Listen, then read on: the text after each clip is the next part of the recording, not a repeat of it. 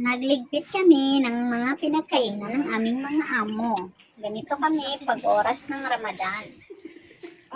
Kasi dito lahat kumakain yung mga kapatid, pamilya ng amo naming babae. Kaya dito sila nagkakain lahat. Kayong Ramadan, dito rin kami tumutulong din kami magligpit sa mga kasama namin din dito. Wala namang kumain. Ganyan karami ang aming niligpit. Walang Ang kumain. dami nilang pagkain. Kahit isang lang yung kakain dyan, kailangan pa rin namin maglagay dyan ng maraming plato.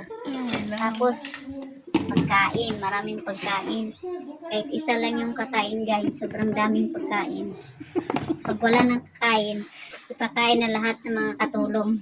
So, Anong gagawin? kung sa iba, nagsipayatan yung mga katulong dahil walang makain. Dito naman sa amin, baliktad. Pag Ramadan, nagsilakihan yung mga tiyan ng mga katulong dito. Kasi sa sobrang daming pagkain, bihira lang kasi maraming bisita o maraming pumupunta dito sa bahay ng mama niya. Kumbaga, bihira lang sila magkakaisa lahat.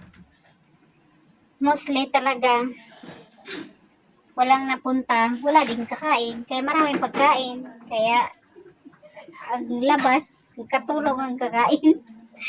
Kaya, nagsilakihan yung mga katulong dito guys tuwing Ramadan kasi ang daming pagkain.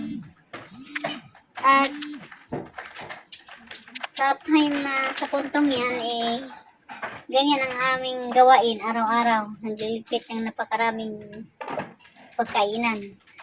Yung plato na di-display dyan, pag hindi kinainan, ibabalik ulit doon sa lagayan.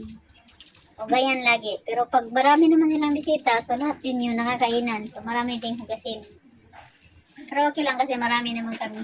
3 yung katulong dyan, ay 4 sila. Tapos 2 kami dito kapitbahay, 6. So 6 kami magliligpit.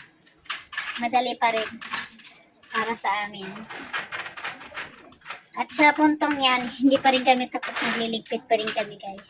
Nagtatawanan kami dyan kasi yung isang Ilongga dyan makulit.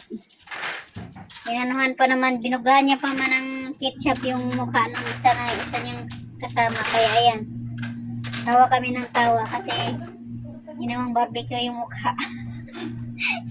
Kinitchapan. So ganyan lang guys, no? Enjoy lang namin yung moment ng pagtatrabaho para sa ganun hindi mo ma-feel yung pagod. Kapag kasi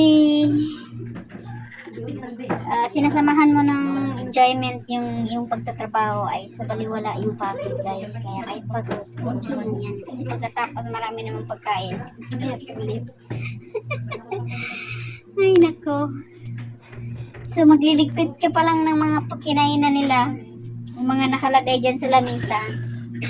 Sobrang hindi na magkanda o yayo sa kakaligpit. Pero ayos pa rin. Enjoy na lang ang moment. Enjoy na lang ang trabaho.